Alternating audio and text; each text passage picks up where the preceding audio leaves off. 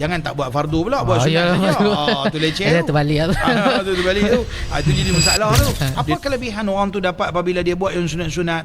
Tuhan kata orang yang buat benda sunat ni sehingga aku kasih kat dia. Orang yang buat sunat ni berarti dia kasih kat Tuhan. Sebab tu dia buat sunat. Dia ingat. Dia ingat kat Tuhan lebih. Maka apabila dia ingat kat Tuhan lebih, Tuhan kata apa? Apabila aku kasih dekat dia, aku jadi telinga yang dia mendengar, aku jadi mata yang dia lihat, aku jadi tangan yang dia duk pegang dengannya, aku jadi kaki yang dia berjalan dengannya. Dalam riwayat yang lain, aku adalah hati yang dia berfikir dengannya. Kalau dia minta kat aku, saya akan ku beri apa dia nak. Kalau dia minta berlindung dengan aku, dia tak mau sesuatu, aku akan selamatkan dia daripada benda yang dia minta berlindung. Maksudnya memang terpelihara lah. Memang terpelihara. Ini berarti tentulah dia minta rezeki dalam hidup dia. Betul. Allahumma rzuqna rizqan halalan wasi'an mubarakan fi.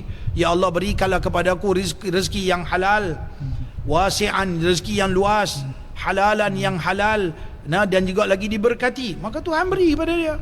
Ini berarti orang yang jaga sembahyang sunat ni, Masya Allah, doa dia mustajab. Kalau dia minta rezeki dia dijamin oleh Tuhan. Dan dengan hasil ketaatan yang dia buat, tadi kita bahas, ada rezeki yang dapat, rezeki yang madmun, yang dijamin, ada rezeki yang dengan usaha, ada rezeki yang dengan ketaatan. Maka apabila dia buat ketaatan, Tuhan kata kalau fardu belum taat lagi, dia kena buat yang sunat ni banyak. Setelah dia buat yang fardu, jangan tak buat fardu pula, buat sunat saja.